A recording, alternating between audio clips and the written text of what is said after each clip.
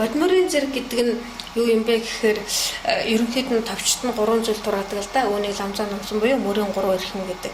Энэ нь бол монголоор бол авах гэхийн сургаал гэсэн юм шүү дээ. Тэгэхээр нэгдүгürt нь огоорх сэтгэл гэж байдаг. Энэ нь юуг орхих юм бэ гэдгийг үзүүлсэн. Юуг орхиж, юунд зорж тэгээ өвдөнд нь юунд хүрэх юм бэ гэдгийг үзүүлсэн сургаал номлон. Тэгэхээр орхих юм маань юу юм бэ гэхээр жижиг зорилго, жижиг орхих. Энэ бол бид хөрхий олчихыг гэдэг амин зулгаан хичээсэн тийм ээ. Амин зулгаагаас амин уу хийжсэн. Энэ жижиг хүслэн орхио эн чин чамайг хинжиш болгох тийм ээ. Ингээд би хамгийн аврагч бурхан болно гэд агууд зорж тэмүүлж би чадна гэдэг өөрийнхөө хүчинд итгэж энэ итгэл үнэмшлэрээ өөрийгөө хөгжүүлж чадсан тохиолдолд хамгийн дэд амжилт буюу энэ эцэд ирээд уйлгаан ирээдүйг мэдэх өөрөө нисэх гэх мэт энэ бурханы агуу чадлыг олдгиймаа гэдэг ийм сургаал ерөнхийдөө байж байдаг. Тэгэхээр өнөөдрийн хувьд бол гал үндэстний хувьд бол улс үндэстний аврая гэдэг агуу зорилгыг өвөрлөө тэмцлүүл ажиллагаагаа өрнүүлж гэнэ гэж миний хувьд ойлгож байна.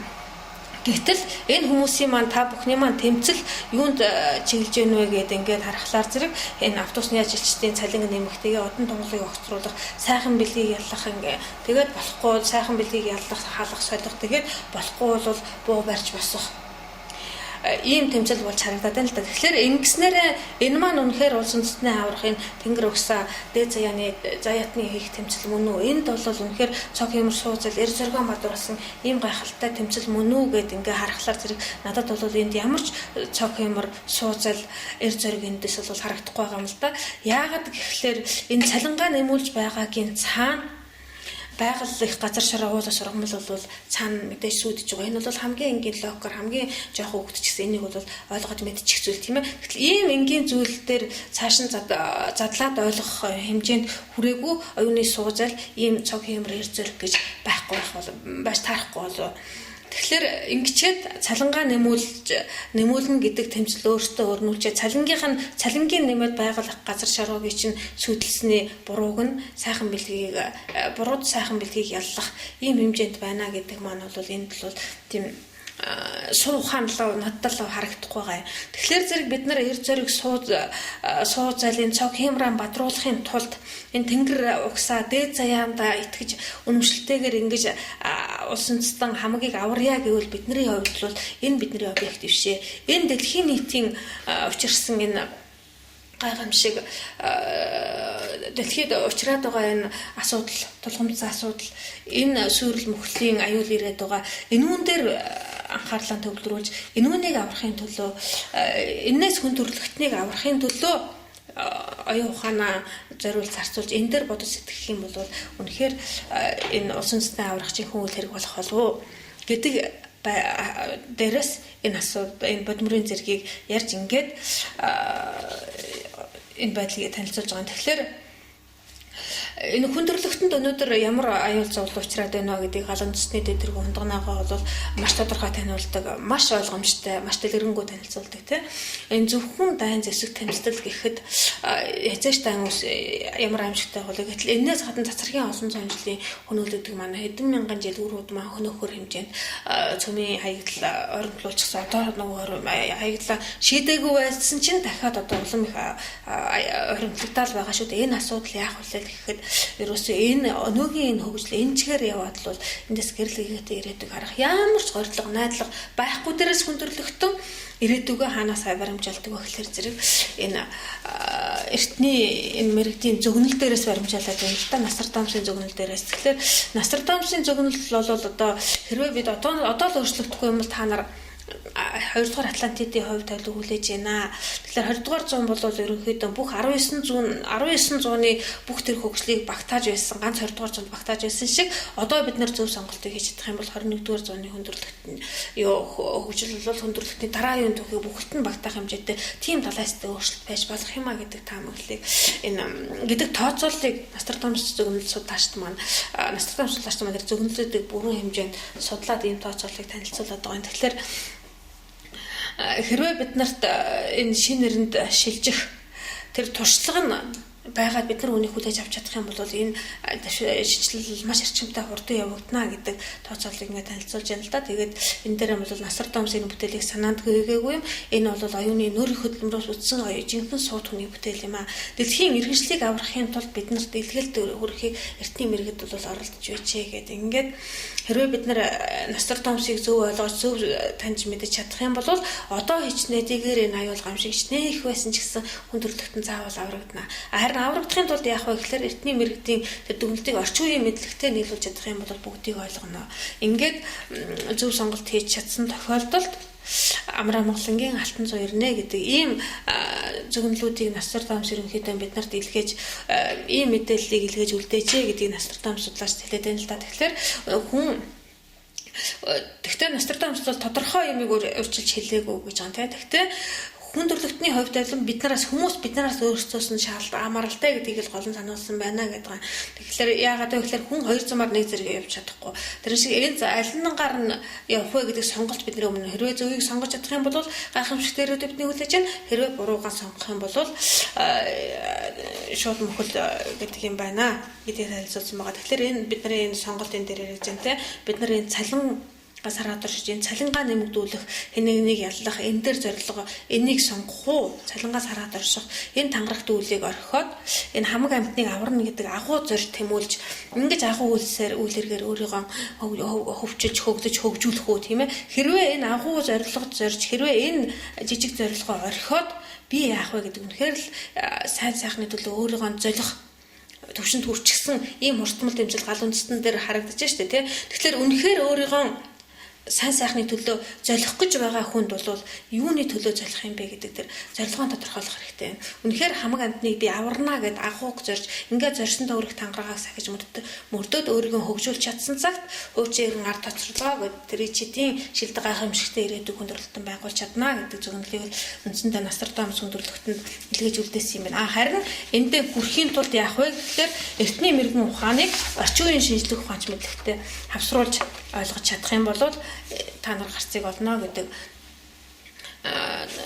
зөвнөлийг бол авралын илгээмж болгож хүндрэлтэнд үлдээсэн юм байна л да Насар Томс. Энэ дээрээс бол өнөөдрийн судлаач эрдэмтэд мэрэгдүүд маань хүндрэлтний сайн сайхныг чухам энэ дээрээс хайж хүлээгээд байгаа юм байна. Ийм учраас Монголоос аврал гарна гэдэг итгэл үнэмшилж монголчууд маш их байгаа шиг дэлхийд ч гэсэн ийм итгэл үнэмшлэж Монголыг аниртаад байгаа юм байна. Энийг ч гэсэн гал үндэстний дээр ундганагаа мөн их мэдлэгийн Монголоос гарна гэдэг хүлээлт бол хүндрэлтэнд байгаамаа ийм учиртай юм а гэдэг танилцуулгыг мөн тайлбарладаг шүү дээ. Тэгэхээр эртний мэрэгэн ухаанд бол орчин ийм асуудлуудыг тулгамдсан асуудлуудыг яаж шийдвэрлэдэг юм бэ гэдгийг бол жишээ нь миний хувьд судалсан бүтээл зүйл гэдэг маань Бурхны шашны сургаал байгаа. Тэгэхээр Бурхан багшийн дөрвөөний сургаалд асуудлыг шийдэх гарц зам задаргаа нь яаж байдаг юм бэ гэхээр нэгдүгээр зовлон үнэн гэж байдаг. Энэ дээр бол 6 зүйл амтны зовлон байдаг. Энэний нэг нь бол хүн өнөөдрийн энд болгоомжсон бүх асуудлууд энд орно шүү дээ. Тэгэхээр энэ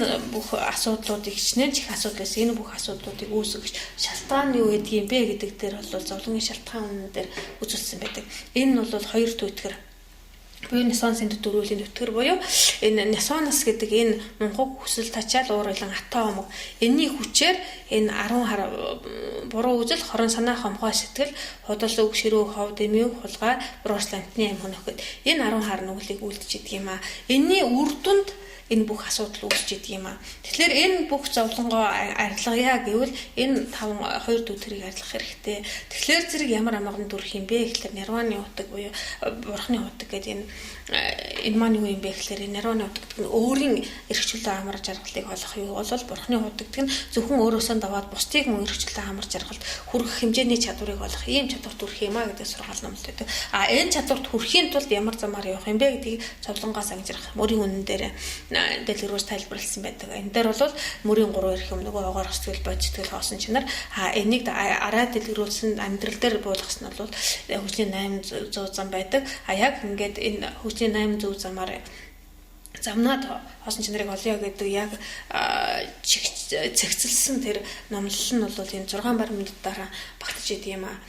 Тэгэхээр ингэж хамаг амьтныг аврах энэ бурхан багшийн 4 үнний сургаал энэ бол мэрэгдээ юу одооны шинжлэх ухаанч мэдлэгтэй жишээ гэвэл мөн ялгаагүй энэ нэгдүгürt бол энэ асуудал өнөөдрийн бүх асуудлуудыг бол энэ эрдэнэ цагийн дуудлага гэдэг энэ орчин үеийн шинжлэх ухаанч таны мэдхүүдээр бол энэ үнийг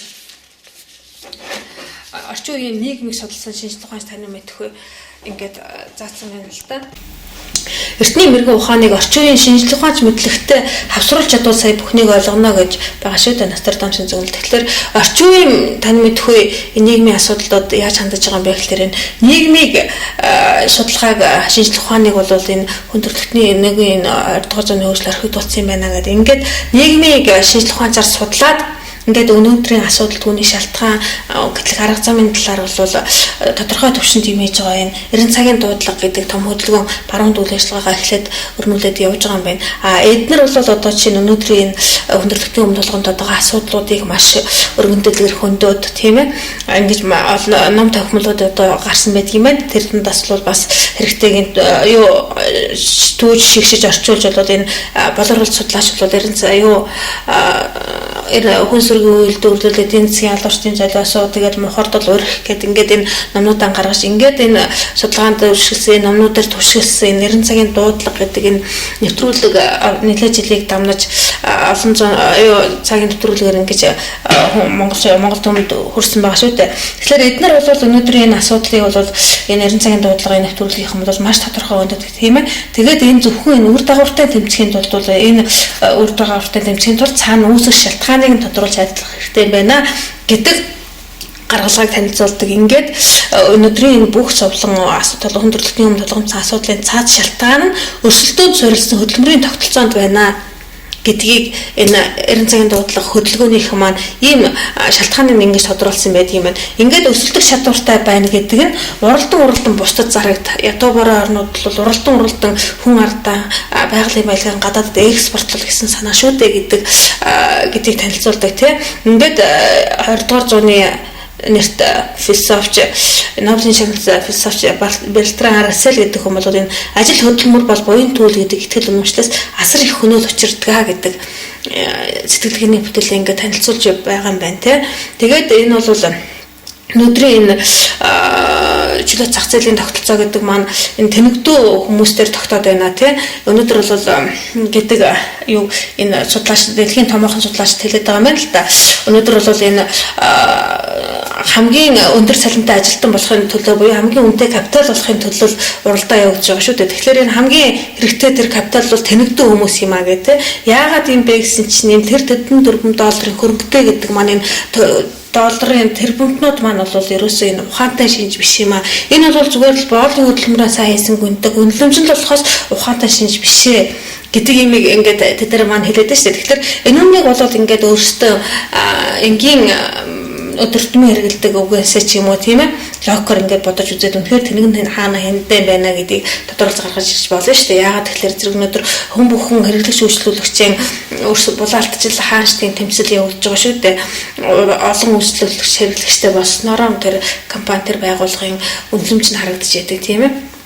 Гэтэл тэр байгууллага маань хэрэглэгч та хаан гэдэг зарчмыг баримталж идэг. Тэгэхээр олон мянган олон зуун сая тийм ээ хаадын боол болохын төлөх тэмцэл өнөөдөр явагдаад байна гэж харагдаж шүү дээ. Хэрэглэгч та хаан гэдэг зарчмаараа ингээд бодоод үзэхэд таны боол таны хүссэн болгоныг хэрэглэгчийн шаардлагыг л биелүүлж олон үйлчлүүлэгчийн татна гэдэг зарчим дээр ажиллаж байгаа учраас олон зуун сая хэрэглэгч үйлчлүүлэгчтэй компани корпорац гэдэг юмараа тэр хамгийн бидний дээр хүрэх гээд байгаа оргил маань тийм оргилд бид нар хүрэх гэж уралдаж байна гэдэг маань тэнд юу вэ гэхээр зэрэг олон зуун сая хаадын боол болохын төлөө уралдаан өнөөдөр явагдаад байна л гэдэг зүйл харж байна. Тэгтэл тэр хэрэглэгч хаан гэдэг маань өөрөө үнэхээр хаан байдгүйгээр тэр хэрэглэг авахын тулд мөн л мөнгөний төлөө хэрэглэгч та хаан гэдэг зарчмаар мөн л энэ боолуулах үйл ажиллагаа хийж байгаа үйл ажиллагаа явуулж байгаа шүү дээ. Тэгэхээр олон зуун сая боолын боол болохын төлөө тэмцэж уралдаж тэр оргилд байгаа хүмүүсийн араас тэмцэж байна гэдэг нь олон зуун сая боолын боол болохын төлөө тэмцэл явуулж байна гэдэг энэ байдлаас харагдж байна. Тэгэхээр энэ маань энэ бурхан багшийн мунхгаас бүх зүйл асуудал бүх зовлон үүсдэг гэдэг энэ онолтой ингээд яг ингээд дүүгээ таарч байгаа. Тэгээд энэ мунхаг гэдэг маань юу юм бэ? Мунхгаас үүдж юу хийдэг вэ гэхээр буруу үйлчлэл нөлөөлдөг юм аа. Ингээд буруу үйлчлэлийн үйлснээрээ л хорон санаа хамхаа сэтгэлээр үйлдэх нөлөөлдөг. Тэгэхээр энэ нь Бурхан багшийн мунхаас бүх зовлон үүднэ гэдэг энэ онолтой яг ингээд дүүж байгаа юм л да.